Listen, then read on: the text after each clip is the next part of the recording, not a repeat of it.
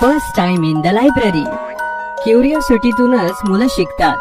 त्यांना बऱ्याच प्रकारचे प्रश्नही येतात आणि त्यांच्या प्रश्नांची उत्तरं जर पटापट त्यांना मिळाली तर त्यांचं नॉलेजही लवकर वाढतं आणि ते इंटेलिजंट बनतात. हिस्ट्रीच्या पिरियडला मॅडम इंडियन कल्चर बद्दल सांगत आहेत. मुलांनो, जसं आपल्याला माहितीये, भारतामध्ये विभिन्न संस्कृतीची लोक राहतात आणि विभिन्न परंपराही आहे. भाषा, सण, कपडे, जीवनशैली यावरून भारतीय संस्कृतीतील विविधता समजून येते. बाई, पण असं कसं होऊ शकतं? इतक्या विविध प्रकारची भाषा कशी बोलली जाऊ शकते? भारत देश एक असा देश आहे जिथे प्रत्येक राज्यात वेगळी भाषा बोलली जाते गट्टू, आणि याचं कारण आहे विभिन्नता आणि संस्कृती. भारतात जवळपास 780 भाषा बोलल्या जातात. भारतात 22 भाषांना मान्यता प्राप्त झालीये. बाई, पण हे वेगवेगळं कसं बनवलं? राज्य कोणी बनवली? प्रत्येकाला तर वेगवेगळी भाषा येत नाही. मग मी दुसऱ्या राज्यात कसा जाऊ शकेन? प्रत्येक राज्याचा एक इतिहास आहे आणि हे जाणण्याची जर तुला खरंच इच्छा असेल गट्टू, तर शाळेच्या लायब्ररीमध्ये याच्याशी रिलेटेड पुस्तकं वाच, तर तुला तुझ्या सगळ्या प्रश्नांची उत्तरं मिळतील. क्लासमध्ये काही जण खूप खुश झाली. इंटरव्हल मध्ये टिफिन खाताना गट्टू, चिंकी आणि बाकीचे मित्र लायब्ररी बद्दल बोलत होते. अरे वा, किती छान झालं ना. आपल्या मुख्याध्यापकांनी आपल्या वर्गांना परवानगी दिली. बाईंनी सांगितलं की माझ्या प्रश्नांची उत्तरं मला लायब्ररीत मिळतील. आपण सगळे उद्या लायब्ररीत जाऊ. म्हणजे कोण येत आहे तुझ्या सोबत? मी तर नाही येत आहे. अभ्यासाची पुस्तकं बघून मला तर झोपच येते. लायब्ररीत मी तर झोपूनच जाईन. बंटीच्या बोलण्यावर सगळेजण हसू लागले. असं थोडीच असतं बंटी. काहीतरी नवीन करायला मिळतं तर त्यात एक्साइटमेंट हवी. असं पळून नाही जायचं त्यापासून. मी तर नक्कीच जाणार. अरे गट्टू, चिंकी, लायब्ररी मध्ये नका जाऊ. मी ऐकलंय की लायब्ररीत जाणाऱ्या मुलांच्या स्वप्नात पुस्तकं येतात आणि त्यांना परेशान करतात.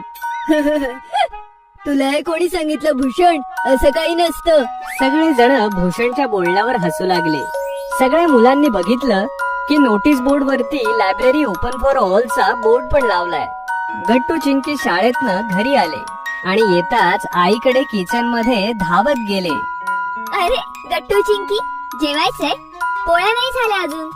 नाही आई, भूक नाही लागलीये. पण तुला आनंदाची बातमी सांगायचीये. शाळेमधली लायब्ररी आता आमच्यासाठी खुली आहे आणि उद्या आम्ही पहिल्यांदाच लायब्ररीत जाणार आहे. अरे वा, ही तर खूप छान बातमी आहे बाळांनो. अभिनंदन.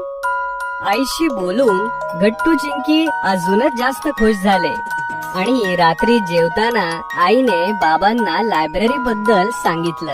क्या बात आहे गट्टू, चिंकी. मी ऐकलं की तुम्ही पहिल्यांदाच लायब्ररीत जाणार आहात म्हणून. चांगली गोष्ट आहे मुलांनो. सिलेबस सोडून दुसरे काही वाचायला हवं. लायब्ररी मध्ये शिकण्यासाठी बऱ्यापैकी गोष्टी असतात मुलांनो. हो बाबा, आम्हाला माहितीये. तुम्हाला माहितीये मुलांनो, मीही शाळेत असताना लायब्ररीत जायचे. जास्त वेळ आम्ही लायब्ररीत घालवायचो. हा, आमच्या काळामध्ये गावामध्ये एकच लायब्ररी होती. पण आज लायब्ररी आहे, पण आज कोणी लवकर लायब्ररीत जात नाही. पण बाबा, आम्ही लायब्ररीत जाण्यासाठी खूप एक्साइटेड आहोत आणि असा विचार करतोय की मुख्याध्यापकांनी आधीच परवानगी का नाही दिली. एकदम बरोबर चिंकी. दुसऱ्या दिवशी गट्टू, चिंकी शाळेच्या लायब्ररीत गेले.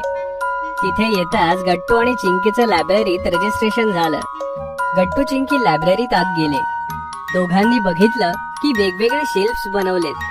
सगळीकडे पुस्तकच पुस्तकं.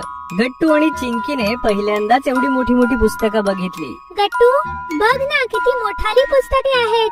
हो चिंकी, मला भारताचा इतिहास बघायचाय. पण एवढ्या सगळ्या पुस्तकात मी कसं शोधू? गट्टू स्वतःसाठी असं एक पुस्तक बघू लागला ज्याद्वारे तो इंडियन हिस्ट्री जाणू शकेल. आणि चिंकी सगळी पुस्तकं वरवर बघत होती. गट्टू आणि चिंकी जवळ लायब्ररियन सर आले. मुलांनो, तुम्हाला कुठल्या पद्धतीचं पुस्तक पाहिजे मला सांगा, मी तुमची मदत करतो. सर, मला भारताचा इतिहास जाणून घ्यायचा आहे. लायब्ररियन सरांनी एका ब्लॉक कडे गट्टू, चिंकीला इशाराने सांगितलं आणि दोघे त्या दिशेला गेले. तिथे फक्त भारताबद्दलची पुस्तकं होती. बघ ना चिंकी, आपला देश किती मोठा आहे. मी इथून सुरुवात करतो. गट्टूने एक पुस्तक घेतलं आणि टेबल वरती जाऊन वाचू लागला. चिंकीनेही आपल्याकरता कवितांचं पुस्तक घेतलं आणि तीही मजेत कविता वाचू लागली. पुस्तक वाचण्यात दोघं एवढी गुंग होऊन गेली की त्यांना वेळेचं भानच राहिलं नाही. लायब्रेरियन सरांनी त्यांना जाण्यास सांगितलं, कारण लायब्ररी बंद करण्याची वेळ झाली होती. सर, मी हे पुस्तक माझ्यासोबत नेऊ? मला पुढचं वाचायचंय. नाही बेटा, पुस्तक इथे बसून वाचण्याची परमिशन आहे, ती नेण्याची परमिशन दिलेली नाही. चिंकी नाराज झाली, पण गट्टू उत्साहात म्हणाला, काही हरकत नाही चिंकी, उद्या आपण परत येऊ. आणि गट्टू चिंकी लायब्ररीतून घरी आले. डिनरच्या वेळेला गट्टूने जे वाचलं होतं ते आई बाबा आणि चिंकीला तो सांगू लागला. बाईंनी खरं सांगितलं होतं, मला प्रत्येक प्रश्नाचं उत्तर मिळतंय. उद्या मी परत लायब्ररीत येईन. हो आई बाबा, मी हिंदी कविता वाचल्या, मला खूप छान वाटलं. किती मोठी पुस्तके असतात लायब्ररी मध्ये. चिंकीने पटापट आपलं जेवण केलं आणि आपल्या रूम मध्ये जाऊन ती आपली नोटबुक घेऊन आली. चिंकीने तिला आवडलेली कविता तिने नोटबुक मध्ये कॉपी केली होती आणि तिने सगळ्यांना ऐकवली पण. हे भगवान, हम सब तेरी है संतान. ईश्वर हमको दो वरदान, पढ़ लिख कर हम बने महान. हमसे चमके हिंदुस्तान. आई बाबा आणि गट्टूने चिंकी करता टाळ्या वाजवल्या. वा वा वा वा चिंकी, क्या बात आहे. लहानपणी मी सुद्धा ही कविता वाचायचो. खूप छान. गट्टू चिंकी, तुम्ही पहिल्यांदा लायब्ररीत गेलात तरीही बोर नाही झालात, आणि तसं व्हायलाही नको. लायब्ररी ही एक अशी जागा आहे जिथे तुम्हाला विविध प्रकारची पुस्तकं मिळतात आणि प्रत्येक प्रश्नाचं उत्तरही. बरोबर बोललीस आई, खूप शांतता असते लायब्ररी मध्ये. आम्ही छान वाचूही शकतो.